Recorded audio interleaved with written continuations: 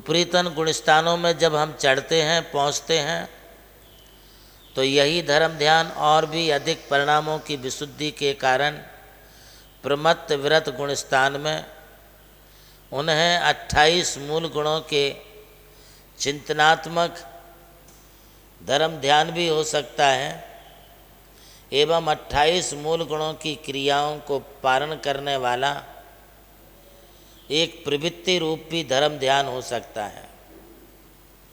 इस धर्म ध्यान में मुनिराज ये चिंतन विचार अवश्य करते रहते हैं कि हमारी कर्मों की निर्जरा उत्तरोत्तर अधिक अधिक कैसे हों, इसके लिए वे धर्म ध्यान में ही अपने चित्त को लगाते हैं। उसकी एक वजह यह भी है कि अभी छठवें गुणस्थान में उन्हें शुद्धोपयोग अथवा शुक्ल ध्यान की शुरुआत नहीं है। अतः षष्ठम गुणस्थान में यदि कोई मुनिराज प्रथमा योग में स्थित होते हैं, काउत्सर्ग में स्थित होते हैं, तो उन्हें भी अंतर मुहूर्त के अलावा भी महीना, 4 महीना, 6 महीना, एक साल तक भी यदि वे निराहार रह कर के तप करते हैं, तब भी उनके लिए उसी गुणस्थान में बार बार उनके धर्म ध्यान का विषय परिवर्तन होते हुए उत्कृष्ट रूप से 1 बरस तक भी मुनिराज का उत्सर्ग रूप अवस्था में, प्रथमायोग रूप अवस्था में धर्म ध्यान करते रहते हैं। आप सबको ये बात विदित है कि भगवान बाहुबली ने दीक्षा ली, भिक्षा नहीं ली, किंतु 1 बरस तक भी अपने एक ही स्थान पर एक आसन से बिना हिले डुले, बिना शारीरिक किसी प्रकार की क्रिया को किए बिना एक ही जगह स्तंभ की तरह वे अड़िग बने रहे। आप विचार करिए कि भगवान बाहुबली 1 साल तक काउत्सर्ग अवस्था में रहे, छठवां सातवां गुणस्थान हुआ भी होगा, किंतु इन गुणस्थानों में मात्र उनके लिए अभी धर्म ध्यान ही बना रहा।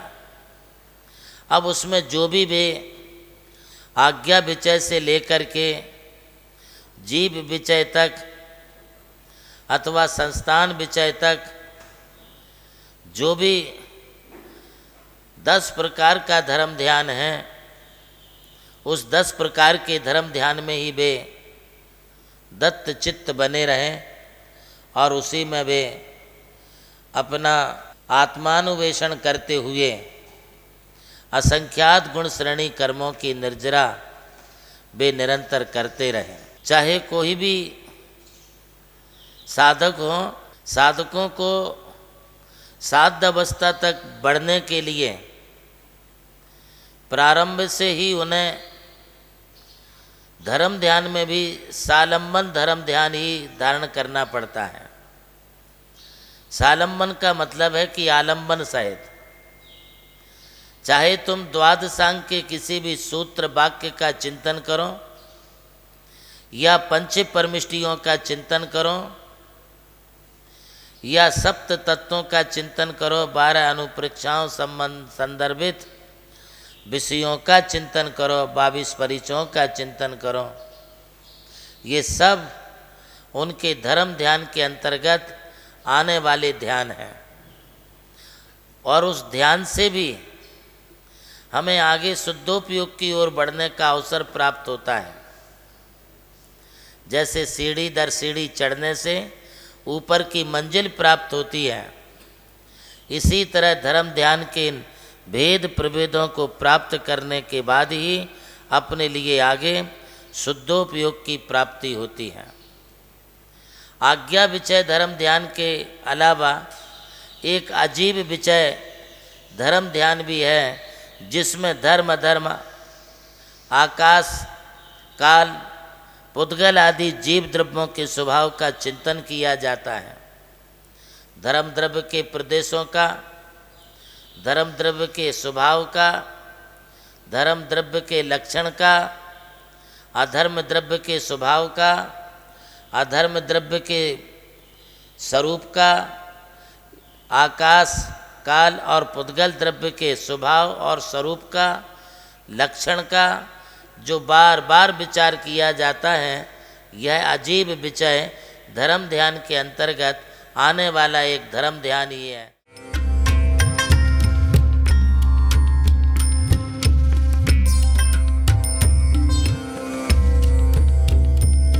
जैन धर्म केवल धर्म नहीं, जन जन का धम है। यही है इस धर्म की संस्कृति। सन 2010 चातुर्मास के दौरान मांगी तुंगी और गजपंथा की तीर्थ यात्रा के बाद एक रात्रि गजपंथा की पहाड़ियों पर विश्राम करते समय आचार्य श्री देवनंदी जी महाराज को एक दिव्य स्वप्न प्राप्त हुआ। स्वप्न में उन्होंने देखा कि एक ऐसा तीर्थ जिसकी कोई कल्पना भी नहीं कर सका था, एक ऐसा स्थान जहां पंच परमेष्ठियों की भव्य मूर्तियां हों, एक ऐसा समव शरण जो समर्पित हो जैन धर्म की शाश्वत परंपरा को। उस दिव्य संकेत को जीवन में उतारने के लिए आचार्य श्री कुंथलगिरी की ओर विहार पर निकल पड़े। वहां एक श्रद्धालु ने अपनी भूमि पूज्य गुरुदेव को समर्पित की और यहीं से आरंभ हुई मुंबई आगरा हाईवे NH3 स्थित णमोकार तीर्थ के निर्माण की महायात्रा। ये वही भूमि है जिसे राम टेकड़ी कहा जाता है, जहां भगवान रामचंद्र जी ने 12 लाख वर्ष पूर्व तपस्या की थी। आज यही भूमि बन रही है जैन संस्कृति का जीवंत प्रतीक णमोकार महातीर्थ। यहां बन रही है 51 फीट ऊंची अरिहंत परमेष्ठी की मूर्ति, चारों दिशाओं में 31-31 फुट ऊंची अन्य परमेष्ठियों की मूर्तियां। कुल मिलाकर एक अद्वितीय समवशरण की रचना है जिसका वर्णन Guinness book of world record में दर्ज हो चुका है।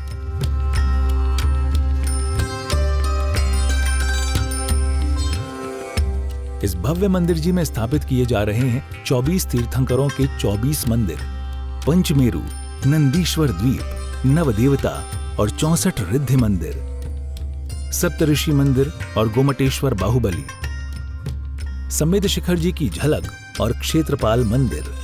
यहाँ पर अब तक 250 से अधिक कमरे निर्मित हो चुके हैं, जिनमें 75 साधु साध्वियों के लिए एवं यात्री निवास आधुनिक सुविधाओं से युक्त है। AC रूम, भोजनशाला, कैंटीन और विशाल गुरु मंदिर। णमोकार तीर्थ का भूमि पूजन 8 फरवरी 2014 को संपन्न किया गया था और आज लगभग 10 लाख स्क्वायर फीट से अधिक निर्माण पूर्ण हो चुका है और अब यह दिव्य तीर्थ अपने चरम आयोजन की ओर अग्रसर है।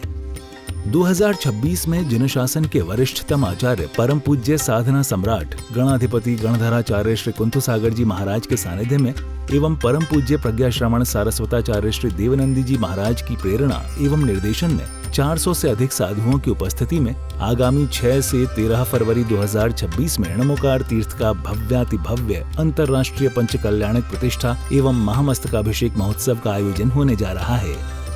खुल रहा है पुण्य का द्वार, जो करेगा भव पार।